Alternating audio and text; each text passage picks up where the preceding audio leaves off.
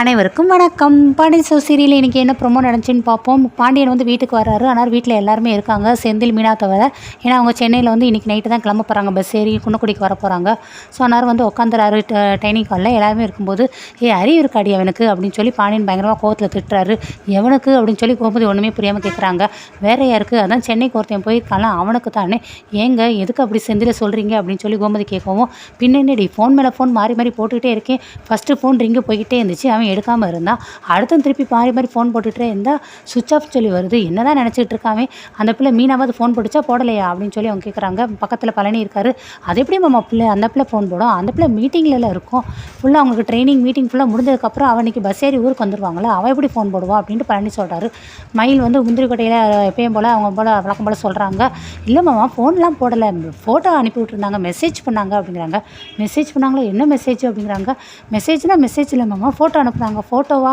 என்ன ஃபோட்டோப்பா அனுப்புனாங்க அப்படிங்கிறாங்க. ஏன் ராஜி உன் செல்லுக்கு தான் அனுப்புனாங்க, என்ன ஃபோட்டோன்னு சொல்லி மாமா கிட்ட கதை காட்டேன். இல்லை மாமா, அத்தையும் ராஜியும் கிச்சனில் பேசிகிட்டு இருந்தாங்க, அந்நேரம் தான் நான் போனேன். அப்போ தான் எனக்கு தெரியும் மீனாவும் தம்பியும் ஃபோட்டோ அனுப்பியிருக்காங்க போலுக்கு அப்படின்னு சொல்லி இவங்க சொல்லவும், உடனே சிக்கமாக கோமதி வந்துட்டு, இல்லைங்க அவங்க சென்னையில் வந்து ஏதோ ஒரு இடத்துக்கு போயிருக்காங்க, அதனால் சென்னையிலேருந்து ஃபோட்டோ எடுத்து அனுப்பிவிட்டாங்க அப்படின்னு சொல்கிறாங்க. என்னத்தை இப்படி சென்னையிலேருந்துன்னு சொன்னால் அது மாமாவுக்கு எப்படி தெரியும்? நல்ல விவரமாக சொல்லுங்கள்.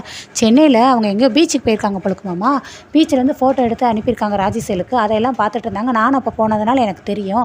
ஏன் ராஜி அந்த ஃபோட்டோ எடுத்து காட்டே மாமாக்கு அப்படிங்கிறாங்க. ஓஹோ, அவன் பீச்சுக்கு வேறு போயிருக்கானோ அப்படின்னு சொல்லி இவருக்கு பாண்டியன் கோவப்படுறாரு. பீச்சுக்கு போயிருப்பாங்க மாமா தம்பியும் மீனாவும், ஆனால் சார்ஜ் தீர்ந்துருக்கும், சுவிட்ச் ஆஃப் ஆகிருக்கும், ரூமில் வந்து உங்களுக்கு சார்ஜ் போட்டுட்டு அதுக்கப்புறம் ஃபோன் பண்ணுவாங்களா இருக்கும் அப்படின்னு சொல்லி தங்கமயில் போட்டு விட்டுறாங்க. சரவணனும் இவருக்கு என்ன சொல்ல, இவ வேறு இப்படி சொல்லிட்டாலேன்னு சொல்லி அங்கே அந்த இடத்துல சரவணன்னு இருக்காங்க.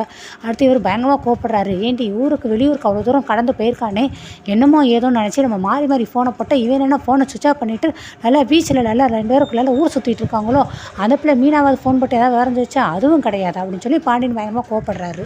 ஏங்கோமதி இதெல்லாம் தெரிஞ்சுதான் நீ கிட்டக்கு எதுவுமே சொல்லாமல் மறைச்சிருக்க, ஏங்கோமதி இதை மட்டும் தான் மறைச்சியா இல்லை வேறு எதுவும் மறைச்சியா அப்படிங்கிறாங்க. இல்லைங்க சொல்லணும் தான் நினச்சிக்கிட்டே இருந்தேன், ஆனால் நான் மறந்துட்டேன்னு. ஆமாம்மா, உனக்கு அந்த செந்தில் மீனா பீச்சுக்கு போனது உனக்கு தெரியாது, இந்த ராஜி டியூஷன் எடுக்க போகிறது தெரியாது, எதுவுமே தெரியாது. இந்த பிள்ளை மயில் சொன்னதுனால தான் எனக்கு எல்லா விஷயம் தெரிஞ்சிச்சு. பாத்தியாப்பா மயில், எல்லோரும் எப்படி என்கிட்ட உண்மையை மூடி மறைக்கிறாங்க, எல்லாம் பேந்த எப்படி முளைக்கிறாங்க பாரு. இந்த பிள்ளை மயில் ஒருத்தி தான் என்கிட்ட உண்மையை சொல்லணும்னு சொல்லி எல்லாத்தையும் சொல்லிக்கிட்டு இருக்கு அப்படிங்கிறாங்க. எல்லோரும் மயில் பக்கம் திரும்புகிறாங்க, எல்லாருமே கோவமாக இருக்காங்க. மயில் வந்துட்டு, மாமா நான் எதுவும் தப்பாக சொல்லிட்டேனே மாமா அப்படிங்கிறாங்க.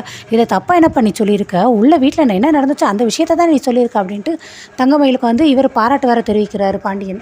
நெக்ஸ்ட்டு ராஜியும் கோமதி பேசிகிட்டு இருக்காங்க. இவளுக்கு எதுக்கு இந்த தேவையில்லாத வேலை, கல்யாணம் இத்தனை மாதம் ஆச்சு, இந்த செந்திலும் மீனாவும் எங்கேயுமே வெளியில் போனதே இல்லை. ஆண்டவனாக பார்த்து மீட்டிங் சொல்லி ஒன்று அவங்க ஆஃபீஸ்லேருந்து அரேஞ்ச் பண்ணி ரூபாய் எல்லாமே அவங்களே செலவழித்து வெளியில் போக சொல்லியிருக்காங்க. அந்த நேரம் ஒரு பீச்சுக்கு போனது தப்பா? எல்லாரும் அமைதியாக தானே இருக்கும், இவன் எதுக்கு முந்திரி கட்ட மாதிரி எல்லாத்தையும் வந்து உளறிட்டே இருக்கா, இவளுக்கு வேறு வேலையே இல்லையா அப்படின்னு பேசிகிட்டே இருக்கும்போது தங்கமயில் உள்ளே வர்றாங்க. அத்தை அப்படின்ட்டு உள்ளே வந்ததுக்கப்புறம் அப்படியே முகச்சாடை எல்லாத்தையும் மாற்றிட்டு, ஏன் மயில் செந்திலும் மீனாவும் பீச் போயிருக்காங்கிறது அங்கே இருக்கிற எங்கள் எல்லாருக்குமே தெரியும் தானே, மாமா கேட்டப்போ நாங்கள் எல்லாருமே வாய மூடிட்டு அமைதியாக தானே இருந்தோம், நீ இதுக்கு தேவையில்லாமல் அவங்ககிட்ட போய் வந்தது இல்லாமல் எல்லா விஷயத்தையும் அப்படியே போட்டு உடைக்கிற, நீ சொல்கிறதா இருந்தால் நாங்கள் சொல்லியிருக்க மாட்டோமா அப்படிங்கிறாங்க.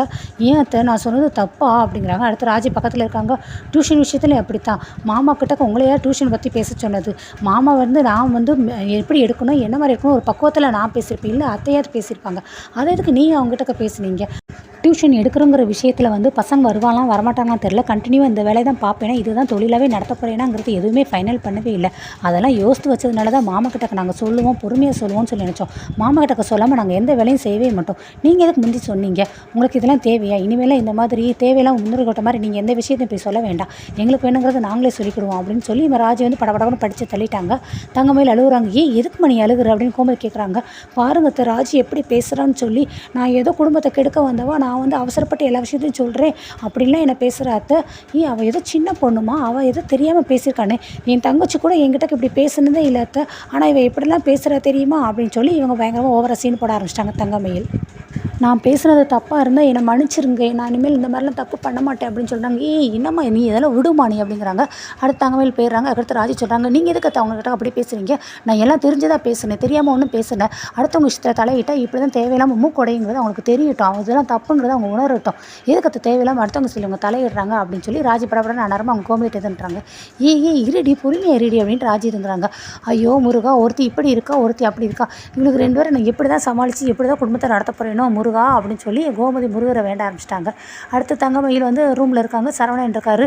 என்னாச்சு மயில் ஏன் அழுகுற அப்படின்னு கேட்குறாங்க. முதல்ல அத்தை திட்டினாங்க, அடுத்து கதிர் தம்பி திட்டினார், இப்போ ராஜி திட்டுறா அப்படின்னு சொல்லி உடனே அவங்க சரவணன்கிட்டக்க இன்னொரு ஓவர் ஆக்டிங் போட ஆரம்பிக்கிறாங்க. டியூஷன் விஷயத்தை யதார்த்தமாக தான் மாமா கிட்டக்க சொன்னேன், அதுக்கு கதிர் தம்பி எனக்கு திட்டுச்சு, இப்போ என்னடனா ராஜி அத்தையும் சேர்ந்து என்னை திட்டுறாங்க, நீங்கள் என்னென்னு கேளுங்க மாமா அப்படின்னு சொல்லி சரவணன் ஏற்றி விட்றாரு. இப்படி சின்ன சின்ன விஷயத்துக்குலாம் போய் ஓத்துக்கிட்டே போய் நான் காரணம் கேட்டுட்டு இருக்க முடியாது மயில், அப்படிலாம் காரணம் கேட்டேன்னா எல்லோரும் என்னை தப்பாக நினைக்க மாட்டாங்களா அப்படிங்கிறாங்க. அதெல்லாம் எனக்கு தெரியாது, நீங்கள் என்னன்னு சொல்லி எல்லாருக்கிட்டையும் கேட்க தான் செய்யணும் அப்படின்னு சொல்லி தங்கமயில் சொல்கிறாங்க. நெக்ஸ்ட்டு டைனிங் காலை காட்டுறாங்க. பழனி வந்துட்டு அம்மா பசிக்குது தாயே பசிக்குதுன்னு பாட்டு பாடிட்டு இருக்காரு. அரசியானார் பக்கத்தில் இருக்காங்க. கதிர் சாப்பிட்டுட்டு இருக்காரு. எந்த கவலை இல்லாமல் உட்காந்து சாப்பிட்டுட்டு இருக்காரு பாரு இவன் அப்படிங்கிறாங்க. மாமா உங்களுக்கு பசிச்சுன்னா நீங்களும் சாப்பாடு எடுத்து போட்டு சாப்பிட வேண்டியதானே, எதுக்கு கதிர் என்ன சொல்கிறீங்க அப்படின்ட்டு அரசி பக்கத்தில் சொல்கிறாங்க.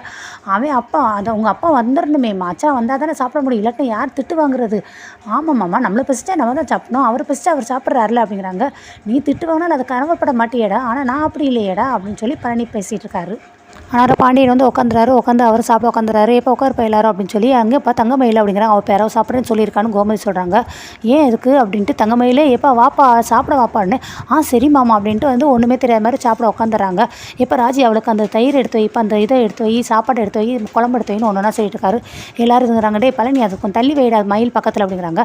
மாமா இந்த தானே பக்கத்தில் தானே இருக்குது, அந்த பிள்ளை எட்டி அதெல்லாம் எடுத்துக்கூடும் அப்படின்னு சொல்லி பழனின்னு சொல்கிறாரு. எல்லோரும் சாப்பிட்றாங்க. ஏன் கோமதி நீ அப்படியே உட்காந்து சாப்பிட வேண்டியதானே, நீ ராஜி உட்காருப்பாடுங்கிறாங்க. இல்லைங்க நாங்கள் பேர சாப்பிட்டுக்கிறோம் பசிக்கலை அப்படின்னு சொல்லி கோமதி சொல்கிறாங்க. ராஜியுமே நான் அத்தை கூட பேர சாப்பிட்டுக்கிறேன் மாமா பரவாயில்ல அப்படிங்கிறாங்க. எப்போ ஓராளையே தாங்கி தாங்கி உட்கார வச்சு சாப்பிட முடியுமா, எல்லோரும் ஒன்றா உட்காந்து சாப்பிட்டு வேலையை முடிக்க வேண்டியதானே அப்படிங்கிறாங்க. ஏங்க நானும் ராஜியும் பேர சாப்பிட்டுக்கிறோம், நீங்கள் எல்லாம் முதல் சாப்பிடுங்க அப்படின்னு சொல்லி கோமதிங்கிறாங்க.